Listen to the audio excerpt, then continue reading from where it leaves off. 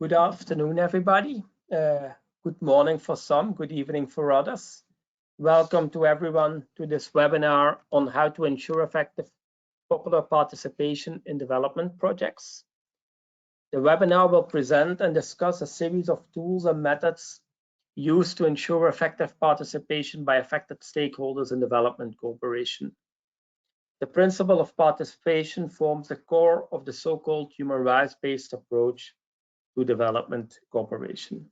It promises to become a highly interesting webinar with many participants from many different countries. We have participants from more than 40 countries. So we look very much forward also to engaging with you. We want to organize this webinar in an interactive manner. And if you have questions, you can send them to us via the chat box at the bottom of the webinar panel, and we will feed them in the discussion.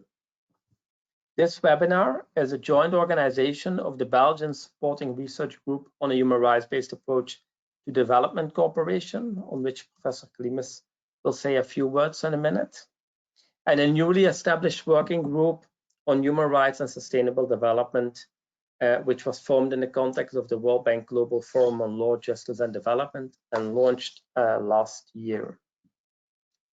This working group will explore the legal policy and operational links between human rights and sustainable development in the broader sense, with a specific focus on the Sustainable Development Goals and SDG 16. The working group is coordinated by the French Ministry for Europe and Foreign Affairs, the World Bank Human Rights, Inclusion and Empowerment Umbrella Program, the World Bank Legal Vice Presidency, and the Leuven Center for Global Governance Studies, of which I'm the Deputy Director. Through a series of webinars, activities, research reports, workshops, we aim to create and share knowledge on a series of topics related to the broad theme of human rights and sustainable development. One of the topics we focus on is the so-called human rights-based approach to development cooperation, adopted by an increasing number of international donors. It was formalized as an official approach by the United Nations in its conceptual framework of 2003. And the working group, which we established, aims to create a forum for exchanging best practices, ideas, and tools dedicated to the operationalization and implementation of human rights-based approaches to development cooperation. The webinar of today aims to contribute to this aim, of course, and really focuses on one of the core principles of a human rights-based approach. Other webinars will follow soon in March and in April, and those who signed up to this mailing list will, of course, receive an invitation for the next webinars. So do not forget, if you have any questions for any of today's speakers, please feel free to send your questions into the chat box, and we will feed them into the discussion. Now it's my great pleasure to hand over to my colleague and the moderator of today's session, Professor Manu Klimes of the University Saint-Louis in Brussels. Manu, the floor is yours. Thank you very much, Axel.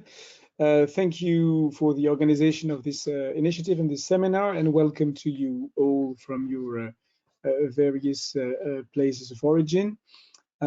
Please take note that this session is recorded, which will allow you or other people, of course, to watch it afterwards. So my name is Manu Klimes. I mainly teach at the Université Saint-Louis in Brussels. As Axel said, I'm also part, together with him and other colleagues from Leuven University and Université de Liège, of a research project funded by the University Development Cooperation budget lines in Belgium called PSR, Policy Supporting Research, aiming at providing the Belgian federal decision-making on development cooperation policy with academic expertise. The topic of the research we're working on together is precisely the introduction of a human rights-based approach to development, which is the integration of human rights and standards as both a means and a goal for a more effective development cooperation. So we are looking at best practices from indirect actors, civil society organizations, bilateral and to a certain extent multilateral actors, both in headquarters and on the field, to help Belgium define a global vision on a human rights-based approach for development and to give visibility to the existing numerous initiatives already implemented in that matter, and to also give visibility to the diversity of those initiatives. So to get back to the seminar itself, we are following a same direction in a way. As you know, France integrated a human rights-based approach for development, its international development cooperation policy 2 years ago. It is, of course, part of a larger agenda, a larger trend, the UN 2030 agenda, which gives a global framework for more inclusion in development cooperation, and of course, referring to the leave no one behind principle mainly, but also the 17 Sustainable Development Goals. And it's foremost pushed forward by the European Union in the follow-up of the spirit of the Cotonou Agreement and the closer integration of human rights issues and development issues. It is also a form of implementation of the call for a greater aid effectiveness through the adoption of a global approach. So in this global framework, the issue of the participation of local populations is of course paramount. As you know, a study which has been commissioned by the French government identified good practices from multi and bilateral cooperation agencies on that topic, and here are their main conclusions. So let me now introduce and then give the floor to our three speakers of today. Sarah Hayes, who's a human rights officer in the French Ministry of Foreign Affairs and French and European international. Say it again. The French Ministry for Foreign and European Affairs. Clémence Brosse, who's an officer in the GRETS Development NGO, who is a non-governmental organization working on several topics and thematics from agriculture to health, with a strong focus on the implication of the population of the South in the work, and Pascal Vincent from CIEDEL, le Centre International d'Études pour le Développement Local, who is an organization providing training and more global support to local and territorial development. They will have the floor for 30 minutes to present the conclusions of the study. As you know, and as I reminding to the people who joined meanwhile, if you have questions pop in your head during the presentation, please write them down in the chat box of the session, and we will address them in the second part of the seminar, which will be a discussion. Please, I'll remind you too that your microphones and cameras will have to stay off during the session. You'll be invited. We'll keep the microphones and cameras only for the speakers. All right. Well, thank you all, and I will now leave the floor to the presenters. Thank you very much for the presentation. Thank you, Professor Clémis. Thank you for this opportunity to inaugurate the first webinar of the this working group, presenting our study and participation. I would briefly present the context of this study. So, as mentioned by Professor Clémis, on the 70th anniversary of the Universal Declaration of Human Rights, France has adopted a new strategy on human rights and development. It is the first of this kind in France. Drafted under an interministerial mandate, this strategy aims mainly at using the French development cooperation and assistance policy as leverage for its diplomacy working to promote human rights. Also, in line with the new European Consensus on Development, it aims to integrate the human rights-based approach in all development cooperation actions conducted by France to help attain the Sustainable Development Goals. Indeed, we are convinced that there is an intrinsic link between the realization of human rights and development, because development creates the conditions for the effective enjoyment of human rights for all, and the realization of human rights is essential to the achievement of sustainable development in its 3 dimensions. France's vision of the human rights-based approach is based on the European approach as defined in the toolbox created by the European Commission and the European External Action Service. And according to the European Commission, participation of local population is at the core of the human rights-based approach. French development actors, such as our development agencies, already integrate the participation principle in their operational policies. However, we would like to encourage its systematization by providing the project managers with adapted tools and develop a common understanding for the implementation of this principle. We have therefore commissioned this study to formulate recommendations for strengthening participation of this population in the process of drafting, implementing, monitoring and evaluation of development projects. I'd like to take this opportunity to warmly thank again its authors for the great quality of the study, and I leave the floor to Clémence for the presentation of its conclusion. Thank you. Thank you very much, Sarah. So I will start. Can you see my screen? Yeah. Yes. Okay. So as Sarah says, just an overview of the study. So the purpose of the study was designed to inform the formulation of French action plan on human rights and development strategy. The aim was to focus on the issues and implication of the principle of participation. The methodology, the study focused on method and tool used by multilateral and bilateral development cooperation agencies like Danish, English, European Union, Finnish, German, Norwegian, Swedish, Swiss, UNDP. It was the process, it was in 3 steps. So the first step was to conduct a literature review. Second step, conduct the comparative analysis of the method and tools at macro level. And the third step, a discussion on the results with the main agencies of French development cooperation, including AFD, French International Technical Cooperation Agency, Media Development Cooperation Agency, and Justice Cooperation International Public Interest Group. So there are several main results. The first one, participation process are linked to human rights-based approach interpretation. The study shows that participation process, supported by Development Cooperation Agency, are linked to human rights-based interpretation.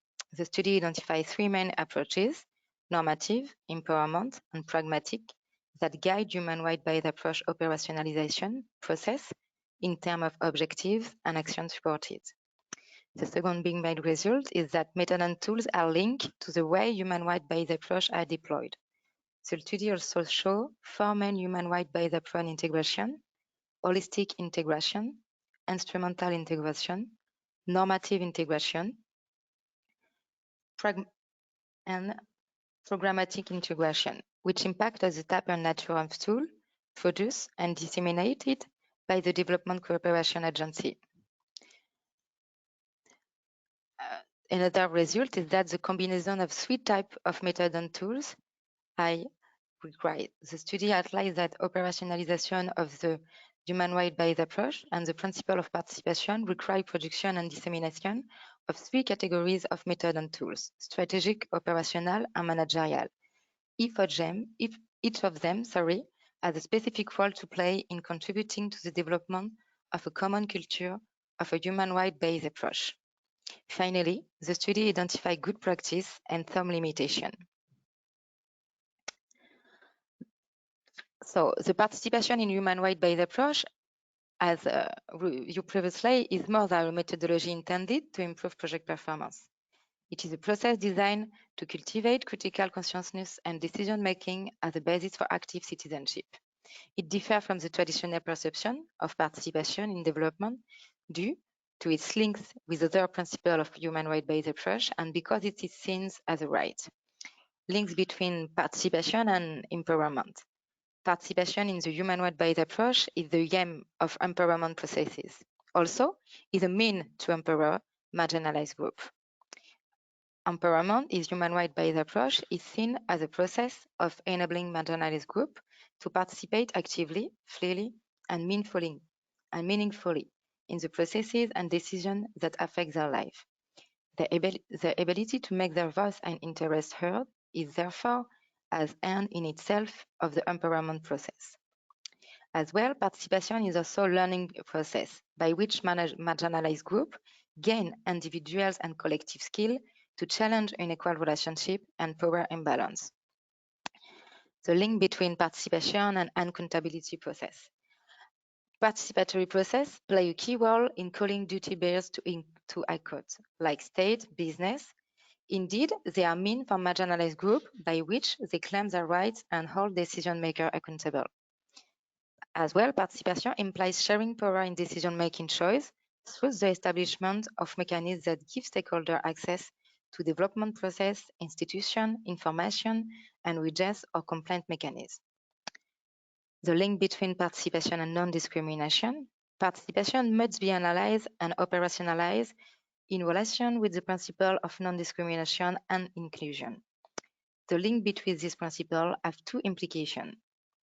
The principle of non-discrimination implies paying special attention to marginalized groups in a participatory process, as it stresses the importance of balancing the rights of individuals and groups to ensure equality for all. As well, participation needs to be able to level the playing field in terms of access and representativeness. And the last specificity of the participation in a human rights-based approach is that participation must be viewed within the framework of applicable human rights standards. These international human rights standards define the prerequisites like freedom of expression, opinion, association, right to education, etc., and minimum standards for participation to be considered as effective, including active, free, and meaningful. At least, as a right, facilitating participation in societal and political decision-making is an objective in itself. One of the main objectives is to institutionalize self-sustaining process as participation, building upon existing mechanisms and political institutions as far as possible. The operationalization of participation principle requires a wide range of action. The study emphasizes that the choice of activities implemented is guided not only by political, social, and economic context, but also by human rights-based interpretation of cooperation. This interpretation are closely linked to the meaning and scope given to the rights. Rights could be interpreted as a force to support societal and political change, or as a set of norms to facilitate access to a range of legal and policy norms and enforcement mechanisms. These differences can be synthesized by distinguishing a normative approach from an empowerment approach, and they will have an impact on participatory processes in terms of activities, targeted audience, and expected outcome. The normative approach emphasizes an institutional response to address inequalities. State capacity to protect, respect, and fulfill human rights contained in the international treaty is crucial. This requires to support the adoption and implementation of public policies, standards, and institutional practices that take human rights into account, as well to strengthen dialogue mechanisms between the state and civil society, and to improve the population capacity to claim their rights in order to put pressure on the state institutions to move forward. This approach promotes participation of human rights organizations, media, human rights defenders, human rights institutions, since participation is closely associated with increasing government accountability. Marginalized groups are not directly associated with projects. Their interests and concerns are represented by national or international organizations that speak and act on their behalf. Participation in this framework refer to the fundamental human right to participate in public affairs, strengthening organizations representing the voiceless, their legitimacy and their leadership, engaging in political process regarding participation, advocacy, electoral policy, etc., and building organization capacity to handle power at macro level. On the other hand, the empowerment approach emphasizes dignity and equity of marginalized groups by promoting multidimensional poverty approach. Compared to the normative approach, the empowerment approach introduced a different starting point, local struggle, not international norm, and a different end goal, change in power relation rather than the implementation of international standards. The activities are focused on giving political, social, and economic power to individuals and groups to enable everyone to take part of their own interest, develop critical awareness, active citizenship, and ability of marginalized groups to act and engage. Participation in this framework refers to participatory education and training methods based on the voice and view of vulnerable persons to enable them to make their voice heard in the long run, support of alternative forms of power, support for protest initiatives to translate popular struggles in political terms, and at least capacity building for individuals and communities to manage power at micro level. This distinction does not mean an opposition. Both dimensions are important to right-based programming. Indeed, the normative approach acts on the participation framework by putting in place legal and institutional frameworks, and the empowerment approach gives a means to make this participation of the marginalized group active, free, and meaningful. Beyond change in the strategy implemented, the operationalization of human rights-based approach principle of participation requires the development and/or adaptation of methods and tools for steering, managing, monitoring, and evaluating projects. The study highlights that the challenge is not to standardize participatory process methodologies, but to support the change that human rights-based approach implies. The study identifies several challenges, including support long-term development program. To illustrate this, the Swiss Development Cooperation Agency established its budget for 4-year projects. For 4-year periods, embedded in 10 to 15 years period. As well, target outcome and change lead hypotheses, risk and implementing partners and data in strategy papers. The second chain, develop method and tools to support marginalized group participation. To illustrate this, the Swedish Development Cooperation Agency adopted the poverty toolbox to map the cause and dynamics of poverty from macro to micro level. The objective of this analysis is to contribute to better knowledge about how the Swedish cooperation operation affect people living in poverty and to reinforce the integration of poor people situation in strategic and operational decision. Poverty is analyzed of 4 dimensions: access to resources, opportunities and choice, power and voice, human security. The context is analyzed across 4 areas: the economic and social context, the political and institutional context, the conflict peaceful context, the environmental context. Each context area contains a definition of key notion, example of question to ask, and link to database. The third change established mechanisms to encourage an active, free, and meaningful participation of the stakeholders at all stages of the project cycle. To illustrate this, we can take the example of the Undp, who has formalized a multi-stakeholder engagement process, which is a framework defining the objectives, way, and means of stakeholder participation. These processes are detailed in a toolkit, including a handbook and tools such as consultation process, planning model, stakeholder analysis, and consultation plan or engagement plan. The objectives of multi-stakeholder engagement process are to identify stakeholder priorities and provide them with opportunities to express their view at all stages of the program, to provide a feedback and monitoring mechanism to ensure the project is achieving its intended result, and to learn from and incorporate local knowledge to improve project design. Stakeholders are persons, groups, or institutions with an interest in the project or the ability to influence the project outcomes. The topics on which they can express their view are specified, such as program and project strategy, social and environmental risk and impact, proposed mitigation measure. On one hand, the implementation method are specified for each step of project cycle, and in second hand, the characteristics of consultation processes are clearly defined to ensure that they are meaningful, effective, and informed. The fourth change considers stakeholders as a partner and not as service provider, beneficiaries of the action. To illustrate this change, we can take the example of NORAD and SIDA that have adopted guideline principle with civil society to precise internally and externally the principle of which they base a working relationship with the stakeholders.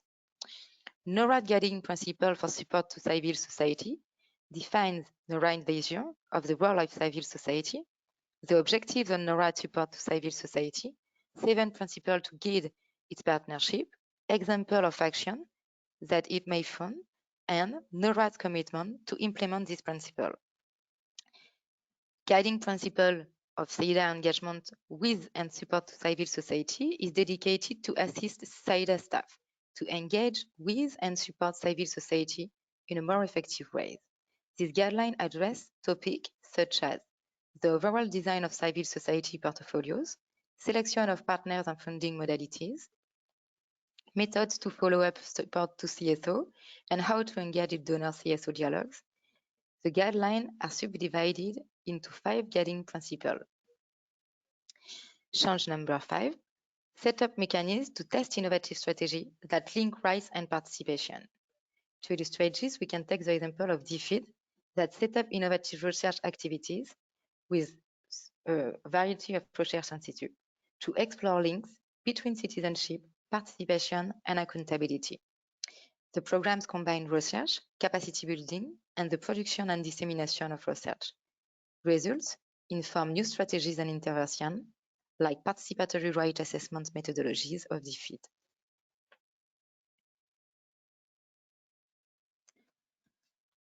The study stresses the importance of integrating this change at strategic, operational, and managerial level. Regarding strategic methods and tools, they give a clear mandate to all development cooperation agency staff and stakeholders by defining the common strategic guidelines for the human rights-based approach and therefore the principle of participation. This method and tool are crucial. A lack of clear guidelines could be an important limitation of the integration of the human rights-based approach into projects. They should be designed with an active participation of the stakeholder, and this method and tool include global policy, sector-based and regional strategies, budget programming, and structuring partnership. As well, regarding operational method and tool, they govern the decision-making processes, selection, implementation, and monitoring and evaluation, to support and implement programs and projects consistent with the policies made. They should be simple in view of the other cross-cutting issues to take into consideration. These methods and tools are crucial because they are mandatory and they make human rights-based approach mandatory at the various stages of the project cycle. These methods and tools include specific tools related to a stage of the project cycle, such as context analysis, funding management procedures, risk management procedures, and evaluation procedures. And the last, regarding managerial method and tools, they support capacity building of the staff to assume their human rights-based approach integration task and take on board the strategic and operational guidelines put in place. Human rights-based approach and participation principle imply to strengthen both hard skill and soft skill. They are crucial because policy can be tempered at operational levels due mainly to the complexity of the human rights-based approach and the lack of leadership. This method and tool include all processes of trained capacity, like training, exchanges of experience, platform, manual, etc., and the distribution of role and responsibilities within the cooperation. So the study emphasizes a range of good practice related to these three types of methods and tools that can facilitate implementation of human-wide based approach principle of participation at macro level. We have selected in this presentation a few based on what we perceive as innovative potential or because they respond to limitations that we have identified. At institutional level, many corporations have integrated human-wide based approach into their global policies and strategy. Regarding participation principle, these policies and strategy provide a basis to develop a common definition of the concept within the corporation and to institutionalize the changes that human-wide based approach implies. However, this integration seems to face some limitation, mainly related to the lack of human-wide based approach integration in sectoral and regional strategy, the lack of standard at the institutional level and cooperation operating methods, and the lack of clear processes to build policies and strategy with stakeholders. For this reason, we would like to introduce two good practices identified: Undp social and environmental standards, and dialogue program established between Swedish cooperation and civil society. The UNDP has institutionalized this change in its social and environmental standard. These standards set out a number of guidelines and obligations that are mandatory in UNDP program and project, including several standards related to participation. Regarding the dialogue forum established between Swedish cooperation and civil society, Swedish Cooperation Agency have set up mechanisms and space to ensure that population's voice and interest are properly factored into the formulation of this strategic vision. Indeed, it holds regular dialogue forum with civil society to improve the relevance of the policy. These dialogues are conducted through consultation with objectives are defined in advance and communicated fair enough upfront to the CSO so that they can prepare for it. Whose follow-up is ensured by feedback to the CSO and whose impact of the CSO contribution is clearly communicated. At the operational level, the majority of the development cooperation agencies have altered their grant management procedures to integrate the human-wide based approach. The binding nature of this procedure makes it a central component of human-wide based approach operationalization and as well for the principle of participation.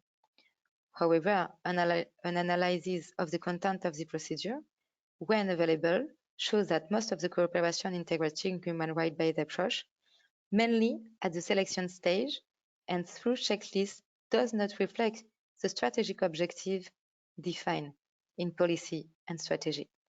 In addition, the human-wide based approach is not always integrated into other procedures, such as risk management or assessment procedure. Finally, cooperation seems to face challenge to guide the project manager on the concrete types of participatory process to be supported and on the impact assessment of these processes.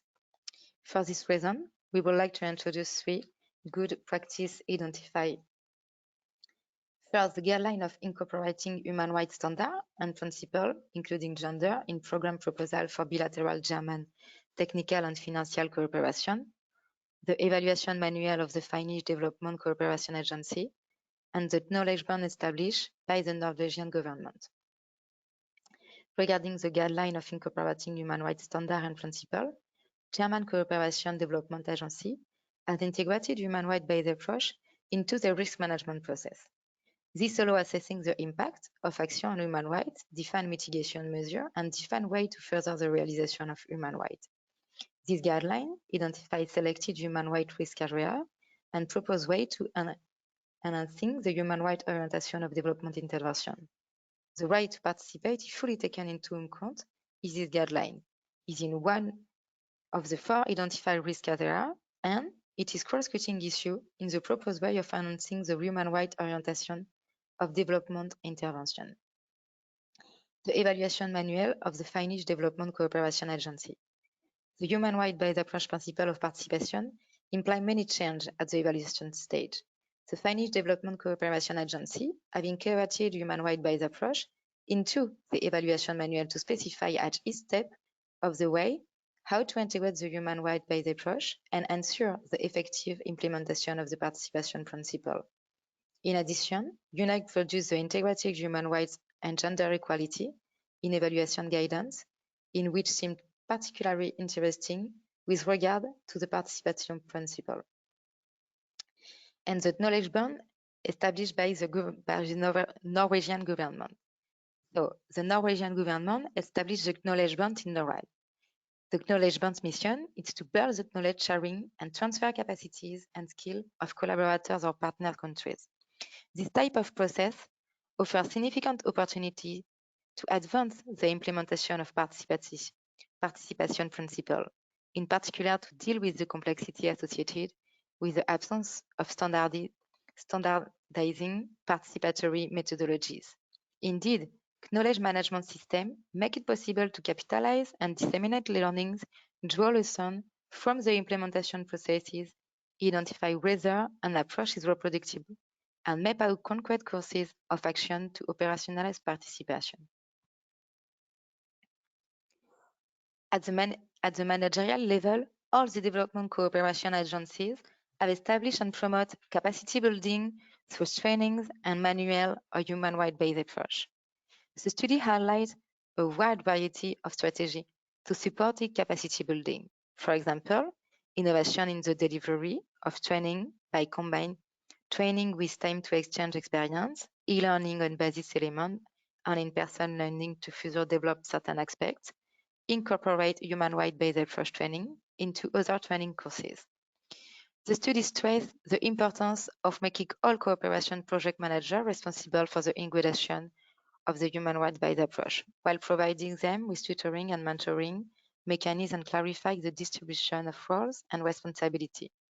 Unfortunately, none of cooperation up the line requires skill to be acquired to implement and monitor programs and projects from the point of view of participation and engagement with the most vulnerable. We would like to introduce 5 identified good practices which have been seen specifically developed by some cooperation and which seem to offer interesting learning potential.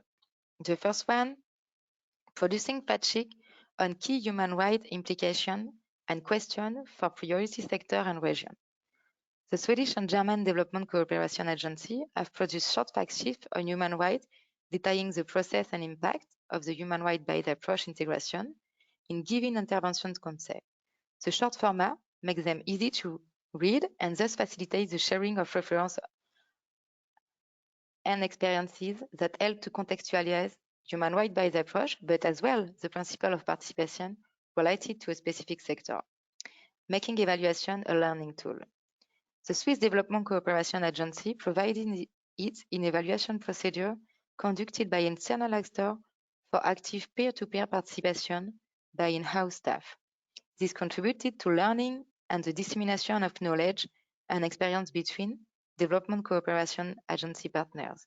This evaluation is hence designed both as a result quality control and in a in-house capacity building tool, fostering exchange between headquarter FEL, headquarter, and FEL to base learning and sharing. The Swiss Development Cooperation Agency has formalized a network of all focal points from different departments and regions to integrate the human rights-based approach and develop an intranet. This network serves as an interface between strategies and programs and projects to ensure effective human rights-based integration. It is also tasked with assisting in-house understanding of the human rights-based approach, for which it conducts human rights-based approach information campaign and develop partnership with CSO and research center. The aim is to further the emergence of a community of practice. Setting up a cross-cutting program on the human rights-based approach and developing strategic partnership for capacity building. Undp used the implementation of a cross-cutting program in partnership with the Office of the High Commissioner for Human Rights to integrate the human rights-based approach into action. With this program, UNDP secures substantial resources to test guidelines and methods, capitalize on and disseminate good practice, and formalize the systematic integration of the human-right-based approach in its action. Similarly, the German Development Cooperation Agency developed a strategic partnership with the German Institute for Human Rights, and at least the fact to facilitate exchange and practice between Development Cooperation Agency staff and implementing partner. Following the integration of the human rights, the Finnish Development Cooperation Agency held training courses as sector-based workshop on the human rights-based approach open to civil society and consultants working in development. This helped build the capacity of both Development Cooperation Agency staff and implementing partners and enable exchange between these stakeholders to build a common culture around the human rights-based approach. And I think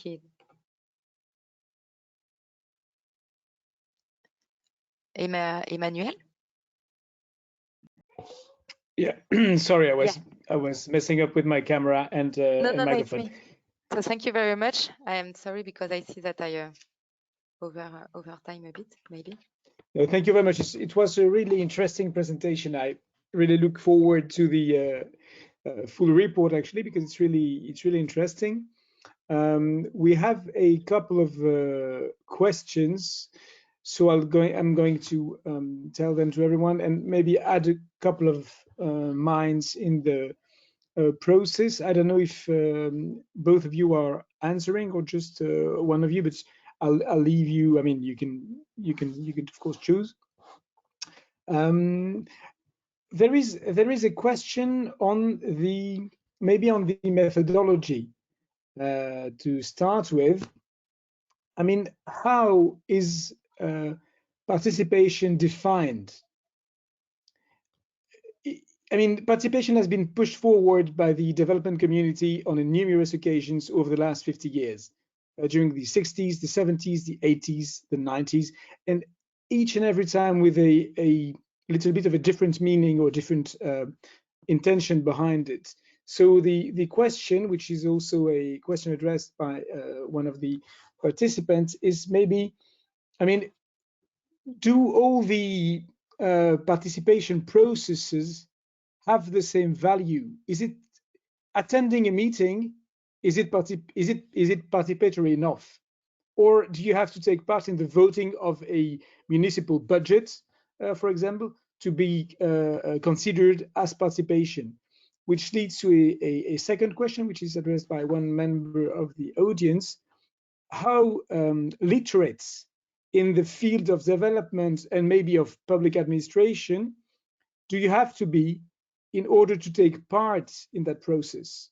It is a very administratively heavy process to be able to speak up in a manner fitting the logical framework, theory of change, etc., used by the donors. So, I mean, how far do you go in defining? I mean, not you, but I mean the case studies you've been watching at. How do they define the level of participation? Is it like more passive, more active? And if it's active, who can be part of it? So that's a question maybe regarding the more methodological dimension, and maybe a question regarding the more substantial aspect, which is in direct link. Who is part of the process? I mean, did you manage to address in your study the question on how the issue of inclusiveness is defined by the donors? I mean, of course, you can open any procedure to participation, but who is part of the participation? In terms of group, I mean, in terms of leaving no one behind, actually. Did you find some common features? Did you find some global trends in terms of defining who can be or who cannot be in the participation process, or is it a very diverse approach depending on the donors, depending on the context? I mean, did you manage to find a global trends in that on that question, or is it just a case-to-case different approach? And the third question, which has been addressed by the audience. I mean, I mean, of course, it's a PowerPoint presentation, so you have to be very brief. But how complementary or in competition are those different approaches in practice? Is it like a galaxy of single different initiatives by the different donors on different contexts, or do you see dominant trends, global approaches that you can pinpoint by saying, okay, this is a major one and this is like a very interesting one, but there is only one actor using it? And yeah, and I see a last one. Can you, but it's not an easy one to answer briefly. How do you link your work or what you've been able to observe during your field work with the global question today on decolonizing the international relations and decolonizing development? So yeah, maybe those four questions to start with. And I don't know if you want to share, I mean, or to split the answers between Pascal and yourself, of course. Just, do you think that I will be more comfortable to answer in French? Do you think it's okay and you can translate? Yeah, well, yeah, sure. I can try and do that. Yeah, sure, of course. Okay, and I think it will be the same for Pascal. It's just that if I do this in English, I'm afraid that it will be a mess. It's okay, it's okay. I can try and do that. Okay, thank you very much. Et du coup, Pascal, pour les questions, tu les as saisies?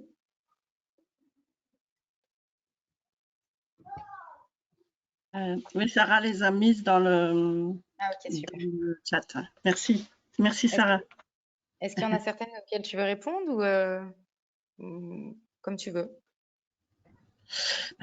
Peut-être sur la participation, la définition de la participation qui est retenue dans l'étude. En fait, c'est le travail qu'on a fait, c'est justement une étude de l'évolution du concept de la participation dans le développement. Et donc, à partir de là, ça nous a permis de voir aussi les différentes manières dont la participation ressort soit sous l'angle normatif, soit, on va dire, plus sous l'angle démocratique, la participation démocratique dans le cadre justement de la construction et de la mise en œuvre des politiques publiques de développement.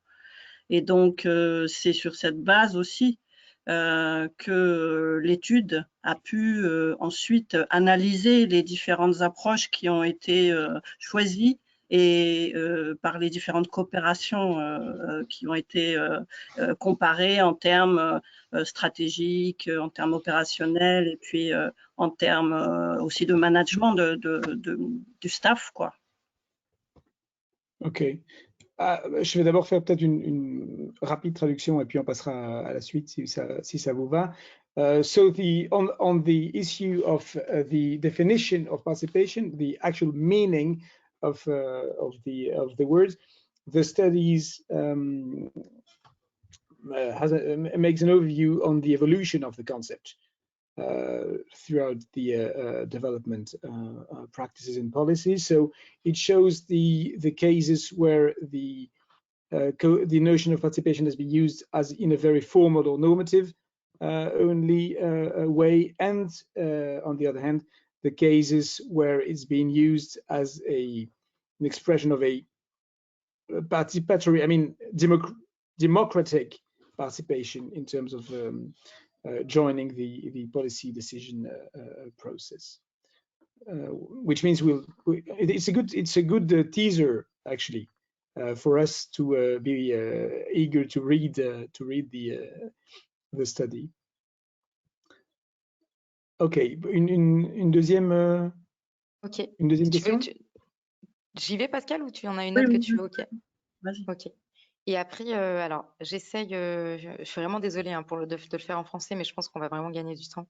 Il n'y a pas de souci. Et du coup, moi, de ce que j'ai compris aussi, c'est qu'il y avait la question de savoir quelle était la définition au sens large. Est-ce qu'il y avait une définition qui faisait consensus parmi les Mais du agences? coup, est-ce qu'il y en a une qui émerge ou est-ce que c'est très, très varié, effectivement? Ouais. En fait, ce qui était assez... donc là, on l'a passé très rapidement, mais dans l'étude, on a quand même plus approfondi le contenu du concept de la participation. Et ce qui était assez étonnant, c'est de se rendre compte que finalement, c'était pas pensé. En fait, il n'y a eu qu'une seule étude qui a été faite, qui a vraiment porté sur les liens entre la participation et les droits et qu'est-ce que ça changeait dans la pratique, qui était très, très axée sur des approches très autonomisantes. Donc, je pense que ça rejoint... il y aurait des infos un petit peu pour la dernière question sur les éléments sur la décolonisation. Mais ça a été quelque chose d'assez peu... et finalement, quand on a interrogé les coopérations là-dessus, leur porte d'entrée, c'était tout de dire bah, ça n'a pas de sens de répondre en fait, à votre questionnaire parce que la participation est nécessairement liée aux autres. Et voilà, c'était peut-être pas toujours explicité en fait. Voilà, la définition qu'ils en avaient au-delà des 4 lignes qu'il y avait finalement dans leur doc. Donc, du coup, non, il n'y a pas spécialement une définition commune. Par contre, ce qu'on peut vraiment voir, c'est ce que disait Pascal, c'est qu'il y a vraiment des acteurs qui se placent sur des logiques de transformation.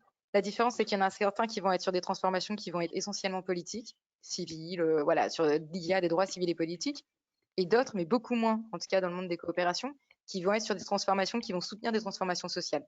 Mais pourquoi? Parce que c'est compliqué, parce que ça suppose de passer par des acteurs intermédiaires qui vont s'inscrire dans des temps très longs, qui vont aller travailler à la mobilisation de personnes de groupes très vulnérables et donc et avec des fois des impacts qui sont pas toujours présents ou voilà. Et donc il y a comme du coup ça rejoint un peu une autre question. Finalement, dans la majorité des coopérations, la majorité des approches mises en œuvre sont quand même des approches très normatives, avec du coup dans les stratégies une mobilisation avant tout d'acteurs qui vont être des médias, des organisations de défense des droits humains, donc en fait des professionnels finalement des espaces participatifs. Et donc c'est assez paradoxal quand on regarde et quand on creuse la participation dans l'approche droit, qui est vraiment supposée être le renforcement des capacités des acteurs vulnérables pour qu'ils se saisissent eux-mêmes de leur vie.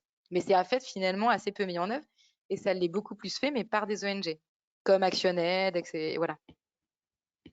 Ok, ce qui répond aussi à une autre question que j'ai pas encore relayée. Donc, thank you. So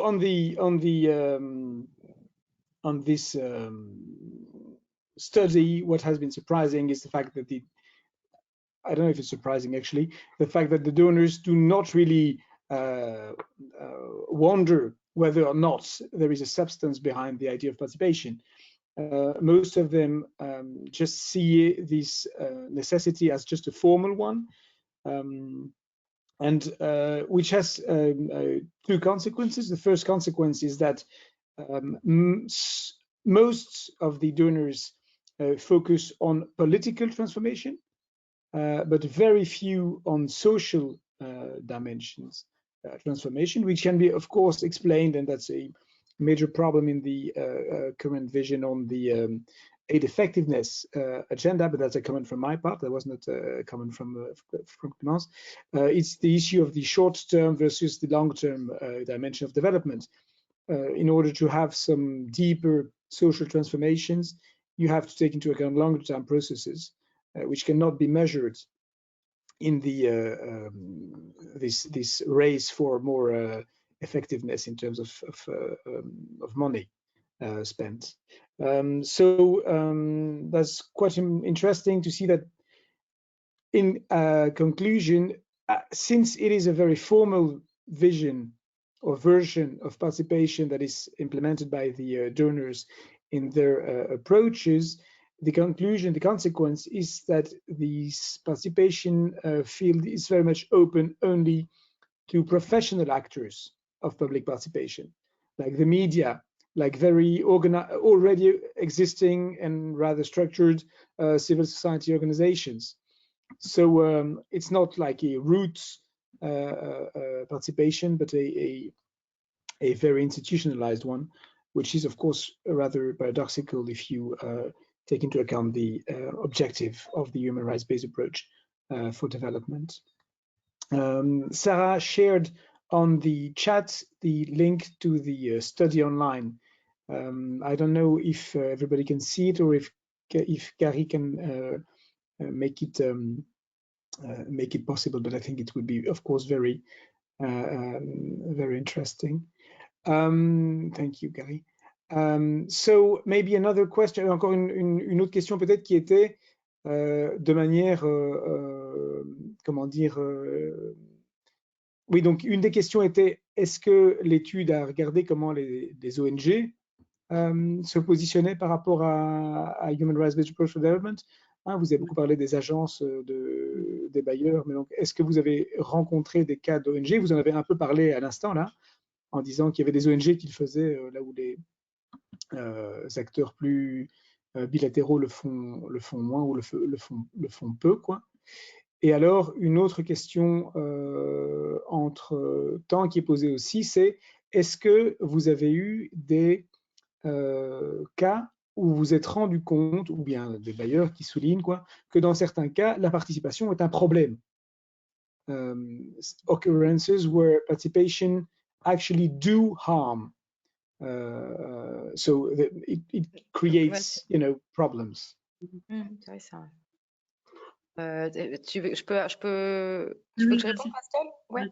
Alors, sur le premier, l'étude, en plus, elle portait vraiment sur, d'une part, les coopérations, et d'autre part, à un niveau de macro, hein, parce que Sarah pourra préciser, mais c'était quand même pour le MAE aussi, donc voilà, ça c'est donc du coup, c'est un peu peut-être ça drape des premiers éléments, mais ça serait intéressant sûrement un jour de la compléter par une analyse des types de projets qui sont concrètement mis en place et d'avoir un peu une analyse comparative, parce qu'il y a sûrement plein de choses qui sont développées dans le cadre des coopérations, mais il y a très peu de coopérations qui ont des processus en fait de gestion un peu de la connaissance, et alors que dans le cadre d'approches qui ne sont pas standardisées, c'est vraiment essentiel.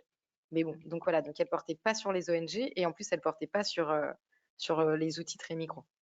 Et s'agissant de la dimension, le fait que la participation peut faire aussi du mal complètement, et c'est un élément qui est beaucoup souligné d'ailleurs dans l'approche droit. On l'a pas souligné ici, mais la participation dans l'approche droit, c'est vraiment une question de changer les relations de pouvoir. Et c'est vraiment en fait aussi une question derrière en fait de regarder ces relations de pouvoir et de les comprendre, et en se disant si on les regarde pas et ne les comprend pas, on va soutenir des processus qui, sans le savoir, en fait, vont participer à exclure certaines personnes, à renforcer des inégalités, etc. Donc ça peut complètement, oui, être quelque chose de négatif si on ne s'outille pas correctement, et notamment si on n'analyse pas les relations de pouvoir qui sous-tendent.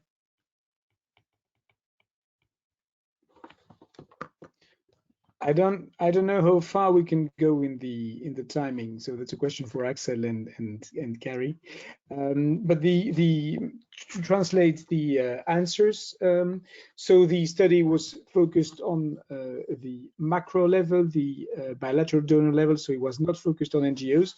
It would be, of course, interesting to see a comparison with other levels of analysis. Actually, our study in the PSR for Belgium is very much focused on the NGO level. So that would be interesting to see later on. I mean, we still have 1 year almost. I mean, until the end of the year to finish it. So we'll get back to you later on. But I think it would be interesting, of course, to share the conclusions.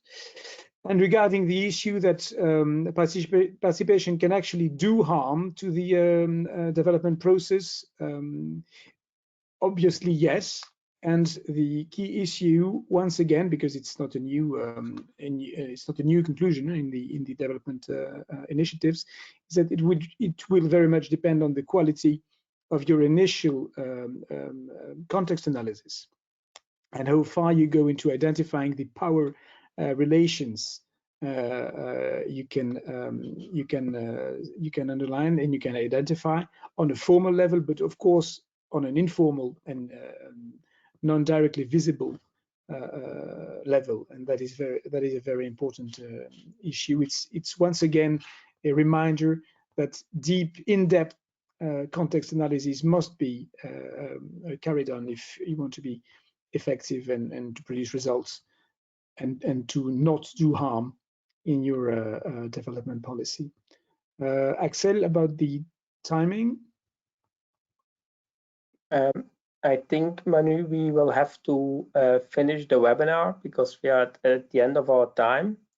So maybe you want to say a few last words. We still have 1 minute left, but then we need to close down the webinar.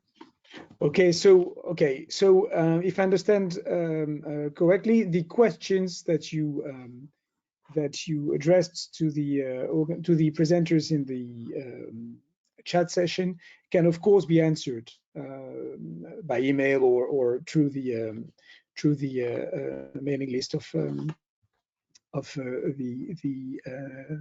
network. So I think it's a good discussion to keep having.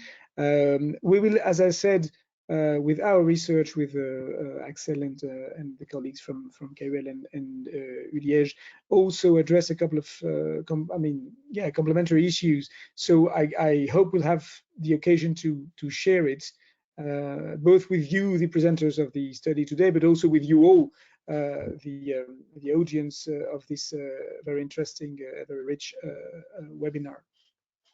So I think we can wrap it up here. You will have the link on the study, which I of course suggest that you read because it's a very interesting one, and maybe we can keep discussing on the conclusions, of course, of this study, which is one way to see the problem, just a window, the window of a macro focused analysis on the donors, on a rather institutional approach, which is a very important one, which is of course not the only one. So I really look forward to other windows and other perspectives addressing the same issue in order to have more detailed conclusions on the question. So maybe thank you to the presenters and the authors of the study. Thank you for this very interesting presentation. Sarah, thank you for the sponsorship and the